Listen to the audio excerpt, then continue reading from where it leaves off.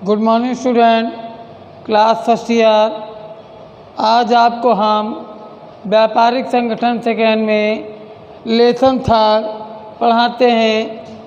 पाठ का नाम है व्यापारिक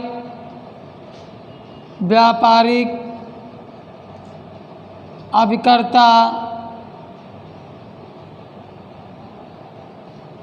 एवं एजेंट। इसके पहले आपको दो लेसन फुटकर व्यापारी और थोक व्यापारी ऑनलाइन क्लासों द्वारा करा दिया गया था, बता दिया गया है। और आज आपको हम लेसन थर्ड व्यापारिक अभिकर्ता एवं एजेंट चैप्टर पढ़ाते हैं। समझिएगा, जो आपको हम इसमें बताएंगे वो अति लघु के रूप में आप लोग क्वेश्चन करते रहिएगा कॉपियों में। पहला क्वेश्चन आपको हम बताते हैं कि व्यापारिक एजेंट क्या है। एजेंट तो आप लिखेंगे भारतीय अनुबंध अधिनियम की धारा 182 के अनुसार भारतीय अनुबंध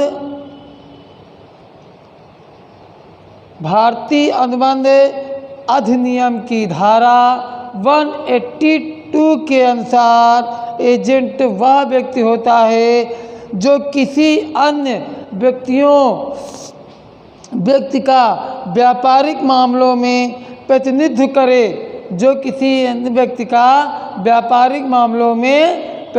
करे, और अथवा उसकी ओर से क्रय विक्रय करे। एजेंट समझ गए? जैसे वो लोग कहते हैं कि दलाल जो कमीशन लेते हैं उन्हें एजेंट जैसे कहते हैं, 2% आपसे लिए 1% उनसे लिए, जो आपस में क्रय विक्रय कराते हैं, लेन देन को सहमत कराते हैं और उसके बीच में जो कमीशन लेते हैं वो एजेंट समझिए, दलाल समझिए, आढ़तिया समझिए, ये सब होते हैं। और क्रय विक्रय कराते हैं ये मध्यस्थ दलाल, आढ़तिया, यात्री एजेंट, कमीशन एजेंट, ये सब क्या होते हैं? ये सब आदि होते हैं। इनके कई नाम होते हैं, दलाल हैं, आढ़तिया हैं, कमीशन एजेंट हैं। ये एजेंट हैं। आपको लिखना है परिभाषा में कि धारा भारतीय अनुबंध अधिनियम की धारा 182 के अनुसार एजेंट वह व्यक्ति होता है जो किसी अन्य व्यक्ति का व्यापारिक मामलों में प्रतिनिधित्व को अथवा क्रय विक्रय को करवाता है, और इसे हम दलाल, आढ़तिया, एजेंट कमीशन आदि के नाम से पुकारते हैं। जो एजेंट वो होता है जो क्रेता विक्रेता के बीच का बिचौलिया होता है, मतलब बीच का लेन देन को कराता है, वो एजेंट के रूप में कहते हैं। और उनको आढ़तिया, दलाल, एजेंट कमीशन हैं, और कई नामों से इनको हम पुकारते हैं। अब देखिए एजेंसी। अब आपको हम बताते हैं, अगला टॉपिक है इसकी, जैसे एजेंसी है, एजेंट है और नियोक्ता हैं। ये क्या है? एजेंसी, ये तीनों जैसे आपको क्वेश्चन में आता है कि एजेंट, एजेंसी, ये क्या है, इनसे क्या आशय है? तो आप लिखेंगे कि एजेंसी शब्द का आशय वास्तव में दो पक्षकारों के बीच, कितने पक्षकारों के बीच? 2 पक्षकारों के बीच उस वैधानिक संबंध से है जिसके अंतर्गत एक व्यक्ति को दूसरी व्यक्ति का प्रतिनिधित्व करने का अधिकार प्राप्त होता है। एक व्यक्ति से दूसरे व्यक्ति के प्रतिनिधित्व का आसार प्राप्त होता है। वो एजेंट प्रतिनिधित्व करने के लिए जो उसके बीच के क्रय विक्रय को प्रतिनिधित्व करने के लिए जो रखा जाता है उसको हम एजेंट कहते हैं। उसे हम क्या कहते हैं? एजेंट, प्रतिनिधित्व या विक्रेता, 3 नाम से पुकारते हैं।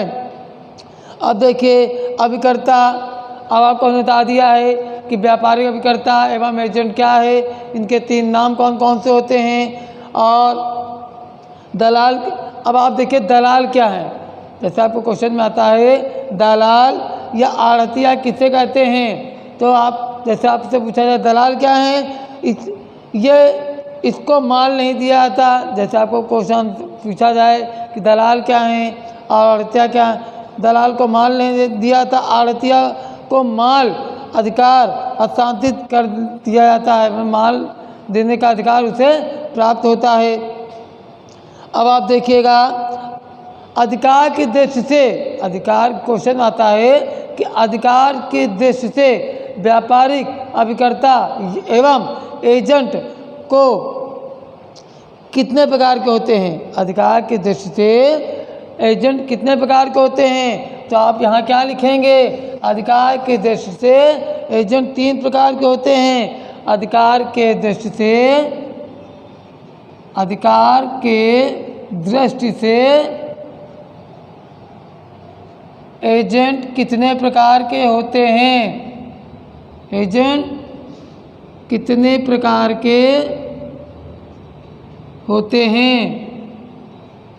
आप लिखेंगे अधिकार की दृष्टि से एजेंट 3 प्रकार के होते हैं। कितने प्रकार के होते हैं? 3 प्रकार के। पहला होता है यूनिवर्सल एजेंट। पहला क्या होता है? Universal agent. आप लिखेंगे पहला यूनिवर्सल एजेंट।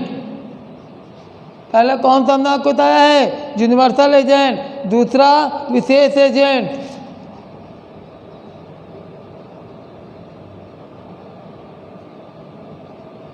विशेष एजेंट। और तीसरा आपका क्या होता है? तीसरा होता है सामान्य एजेंट। क्या होता है? सामान्य एजेंट।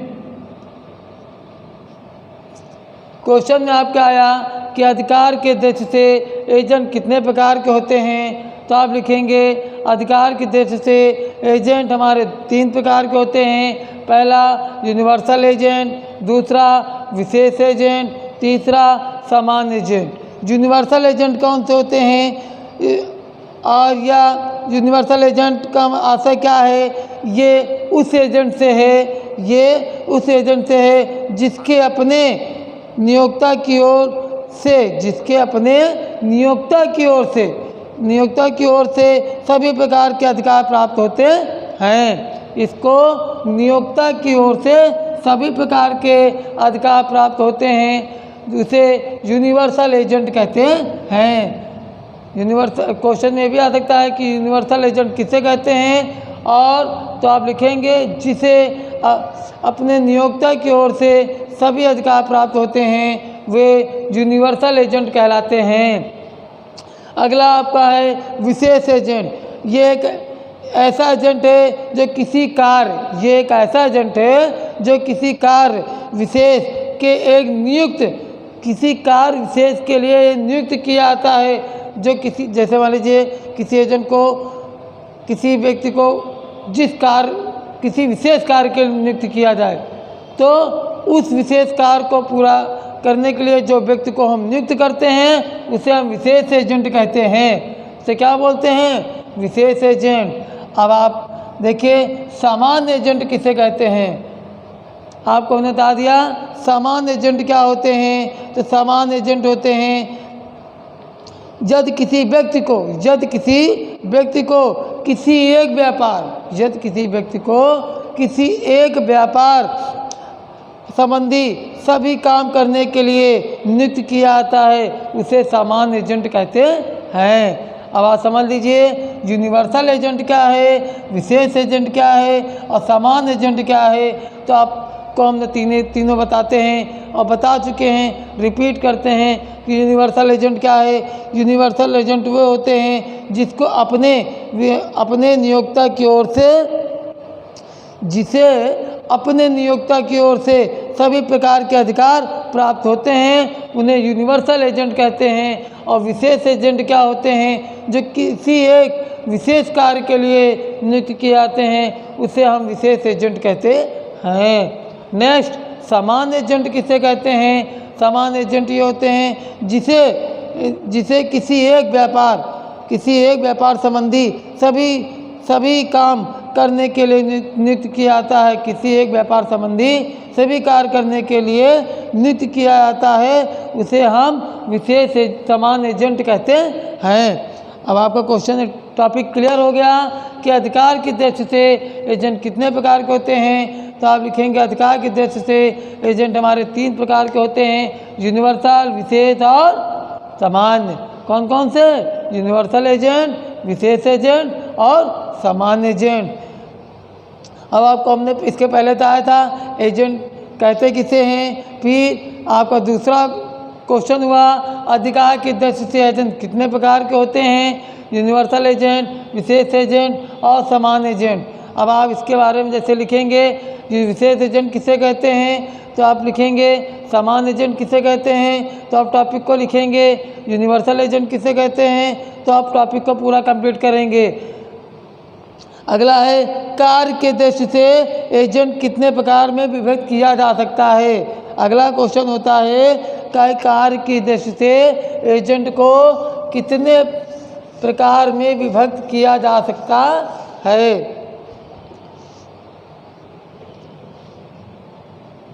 कार्य की दृष्टि से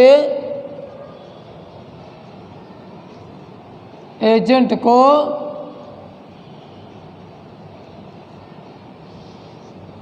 कितने प्रकारों में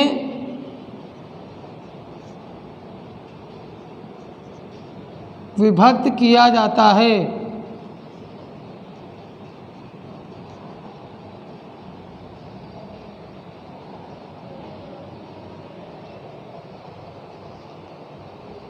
कार्य की दृष्टि से एजेंट को कितने प्रकारों में विभक्त किया जा सकता है, तो कार्य की दृष्टि से एजेंट को दो भागों में विभक्त किया जाता है। पहला होता है दलाल।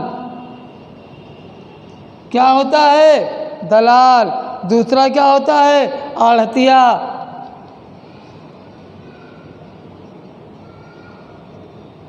दूसरा होता है आढ़तिया। पहला दलाल और दूसरा आढ़तिया।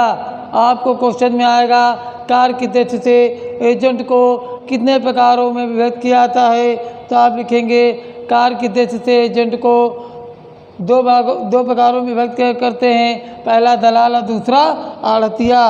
दलाल और आढ़तिया में 2 हो जाते हैं। कौन कौन से? पहला होता है कच्चा आढ़तिया और दूसरा इसी का होता है, पहला और दूसरा होता है पक्का आढ़तिया। कितने होते हैं? आढ़तिया के अंतर्गत 2 आ जाएंगे। ऐसे तो 2 होते हैं, लेकिन आढ़तिया के अंतर्गत 2 और बढ़ गए, तो ये आढ़तिया के अंतर्गत पूछे जाएंगे और कार्य की दृष्टि से पूछे जाएंगे, तो आप ये 2 लिखेंगे, दलाल और आढ़तिया। अब देखिए दलाल तो सबको मालूम है, जो एक दूसरे का मकान क्रय करने या कोई सामान व्यापार में क्रय विक्रय कराने के रूप में जो भी कार्य करते हैं, उसके रूप में जो भी अपना कमीशन लेते हैं, ठीक, वो हमें क्या उन्हें क्या कहते हैं? दलाल कहते हैं। जो क्रय विक्रय में सहायता प्रदान करते हैं उन्हें, और जो कमीशन लेते हैं उन्हें हम क्या कहते हैं? दलाल। ये खरीदने बेचने के लिए अधिकतर नियुक्त किए जाते हैं। आढ़तिया क्या है, आप समझ लीजिएगा। आढ़तिया क्या है? आढ़तिया है इसका प्रमुख काम अपने नियोक्ता या प्रधान की ओर से माल का क्रय विक्रय करना होता है। इसका प्रमुख काम अपने प्रधान की ओर से माल को क्रय विक्रय करना होता है और आढ़तिया का संपूर्ण अधिकार दे दिया जाता है। आढ़तिया को क्या होता है? संपूर्ण अधिकार दे दिया जाता है कि आप माल को क्रय विक्रय कर सकते हैं। और इसके बाद इसमें आढ़तिया में भी दो हो गए, कौन कौन सा? कच्चा आढ़तिया और पक्का आढ़तिया। कच्चा आढ़तिया में आप क्या लिखेंगे कि कच्चा आढ़तिया क्या है? तो आप लिखेंगे कच्चा आढ़तिया में, कच्चा आढ़तिया का तात्पर्य उस एजेंट से है, कच्चा आढ़तिया का तात्पर्य उस एजेंट से है जो स्वयं माल क्रय नहीं करता, जो स्वयं माल क्रय नहीं करता। अगर क्वेश्चन में आता है कच्चा आढ़तिया क्या है, तो आप लिखेंगे कच्चा आढ़तिया का तात्पर्य उस एजेंट से है जो स्वयं माल क्रय नहीं करता, बल्कि क्रेता एवं विक्रेता के मध्यस्थ का काम करता है, बल्कि क्रेता एवं विक्रेता के मध्यस्थ का काम करता है। मतलब उनके माल को खरीदता और बिचवाता है, बीच का कार्य करता है। उसे हम ये माल के मालिक को अपनी मंडी में लाकर उसका माल बिकवाने के सहायता प्रदान करता है। माल के मालिक जैसे क्रय वाहन है, इन सबको बेचने के लिए वो एक दूसरे को मिलवाकर जो कार्य करता है, मध्यस्थ का कार्य करता है, वो कच्चा आढ़तिया कहलाता है। पक्का आढ़तिया क्या है? अब आपसे क्वेश्चन पूछा जाए कि पक्का आढ़तिया क्या है, तो आपको हम बताते हैं। ये पक्का आढ़तिया का तात्पर्य उस एजेंट से है, पक्का आढ़तिया का तात्पर्य उस एजेंट से है जो अपने माल का विक्रय करता है और कच्चा पक्का आढ़तिया दोनों से विक्रय प्रतिनिधि होता है। ये अपने माल का विक्रय करता है, स्वयं अपने माल का विक्रय करता है, और जो कच्चे आढ़तिया के विक्रय का प्रतिनिधि होता है और विक्रय प्रतिनिधि है, और दोनों को दिए जाने वाला कमीशन आढ़त कहलाता है। दोनों को जो कमीशन दिया जाता है वो आढ़त कहलाता है। और इसमें ये थोक व्यापारी निर्यातों का माल विक्रय करता है। किसका? थोक व्यापारी के निर्यातों का माल विक्रय करता है, मतलब माल बेचता है। अब आपको हमने बता दिया दलाल क्या है, आढ़तिया क्या है, कच्चा आढ़तिया क्या है और पक्का आढ़तिया क्या है। कार्य की दृष्टि से एजेंट को कितने प्रकार में विभक्त किया जाता है? कार्य की दृष्टि से एजेंट को दो प्रकार में विभक्त किया जाता है, पहला दलाल और दूसरा आढ़तिया। फिर आढ़तिया को हमने आपको बताया है ये दो प्रकार में विभक्त होते हैं, कच्चा आढ़तिया और पक्का आढ़तिया। यहाँ तक आपका हो गया कि अधिकार की दृष्टि से एजेंट को कितने प्रकार में बांटते हैं। अधिकार की दृष्टि से एजेंट को 3 प्रकार में बांटते हैं। उन्होंने दूसरा बताया कार्य की दृष्टि से एजेंट को कितने प्रकार में बांटते हैं। कार्य की दृष्टि से एजेंट को 2 प्रकार में बांटते हैं। अब अगला आपका आता है टॉपिक क्रय अभिकर्ता क्या है। क्रय अभिकर्ता क्या है, तो आप लिखेंगे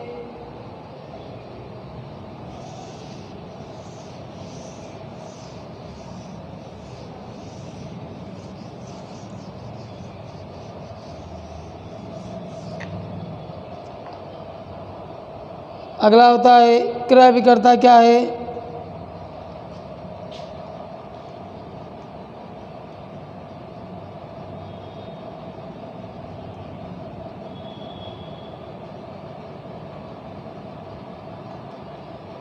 क्रय विक्रेता किसे कहते हैं, तो आप आंसर में लिखेंगे क्रय विक्रेता से तात्पर्य, क्रय विक्रेता से तात्पर्य उस एजेंट से है।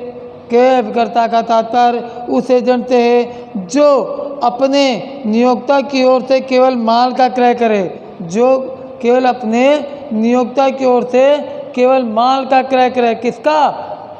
अपने नियोक्ता जो नियुक्त करते हैं उनकी ओर से केवल माल का क्रय करे और का अधिकार होता है, उसे खरीद एजेंट भी कहते हैं। इसे दूसरे नाम से किस नाम से पुकारते हैं? खरीद एजेंट, खरीद एजेंट के नाम से पुकारते हैं, जो अपने नियोक्ता की ओर से माल को क्रय करता है उसे क्रय विक्रेता या खरीद एजेंट कहते हैं। यह आपका क्वेश्चन आ सकता है। उसके बाद कमीशन एजेंट क्या है? कमीशन एजेंट होता है जो माल बेचने के और खरीदने के रूप में जो भी क्रेता से या विक्रेता से जो भी कमीशन प्राप्त करता है उसे कमीशन एजेंट कहते हैं।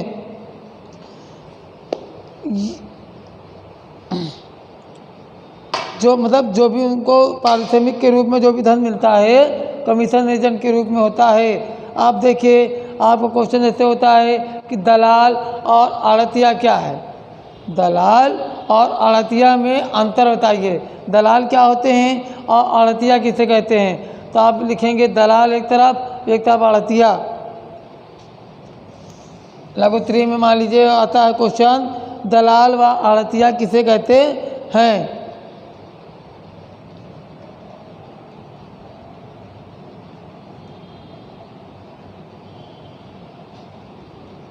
दलाल एवं आड़तिया किसे कहते हैं? तो आप एक तरफ लिखेंगे दलाल, एक तरफ लिखेंगे आड़तिया। ठीक, दलाल को माल खरीदने का अधिकार नहीं होता है। दलाल को माल खरीदने का अधिकार नहीं होता है और आड़तिया को माल खरीदने का अधिकार होता है। भाई दलाल क्या करता है? माल को जो बेचता है, क्रय विक्रय करवाता है, आपस में मध्यस्थ का कार्य करता है, तो वो उसे माल खरीदने का अधिकार नहीं होता है। वो केवल बीच में क्रय विक्रय कराता है, उसके रूप में जो उसे कमीशन मिलता है वो दलाल के रूप में। और आड़तिया क्या होता है? इसे माल खरीदने और बेचने दोनों का अधिकार प्राप्त होता है। इससे क्या होता है? माल खरीदने और बेचने का दोनों का अधिकार प्राप्त होता है। और दलाल में क्या होता है? दूसरा पॉइंट आप लिखेंगे, दलाल अपने नियोक्ता से दलाल नियोक्ता के नाम से व्यापार करता है। दलाल नियोक्ता के नाम से व्यापार करता है। और आड़तिया किसके नाम से व्यापार करता है? आपको बताते हैं। आड़तिया ये अपने नाम से व्यापार करता है। ये नियोक्ता के नाम से व्यापार करता है और ये अपने नाम से व्यापार करता है। पहला पॉइंट इसका हो गया कि दलाल माल खरीदने का अधिकार नहीं होता है, आड़तिया को माल खरीदने का अधिकार होता है। दलाल नियोक्ता के नाम से व्यापार करता है और आड़तिया अपने नाम से व्यापार करता है। कितने पॉइंट हो गए? 2। तीसरा पॉइंट देखिए, ये कभी भी व्यक्ति के रूप में उत्तरदायी नहीं होता। ये कभी भी व्यक्ति रूप से उत्तरदायी नहीं होता। कौन? दलाल। ये कभी भी व्यक्तिगत रूप से उत्तरदायी नहीं होता है और ये सौदे के लिए व्यक्तिगत रूप से उत्तरदायी होता है। ये उत्तरदायी नहीं होता है और ये उत्तरदायी होता है। अब आज का चौथा पॉइंट देखिएगा। चौथे पॉइंट में दलाल सामान्यतः प्रत्येक सौदे के अलग अलग के लिए नियुक्त किया जाता है। दलाल मतलब हर एक सौदे के लिए अलग अलग नियुक्त किया जाता है। और आड़तिया क्या होता है? ये सामान्यतः अपने ही प्रधान निर्मित रूप की कार्य के लिए निर्मित होता है। और पांचवा पॉइंट देखिएगा। पांचवा पॉइंट है, इसमें ये विशेष सौदे के लिए नियुक्त किया जाता है। कौन? दलाल। दलाल विशेष सौदे के लिए नियुक्त किया जाता है। और आड़तिया क्या होता है? ये अपने प्रधान कार्य निश्चित के रूप से प्रयुक्त होता है। छठा पॉइंट इसका हो जाएगा, ये खरीदार से ना। कौन? दलाल। ये खरीदार से ना मूल्य वसूल कर सकता है। ये खरीदार से मूल्य वसूल नहीं कर सकता है और ना उसे वस्तु सौंप सकता है, ना उसे को वस्तु सौंप सकता है। कौन? दलाल। आड़तिया क्या है? आड़तिया इसे ये अधिकार होता है कि खरीदार से माल खरीद सकता है और उसे सौंप सकता है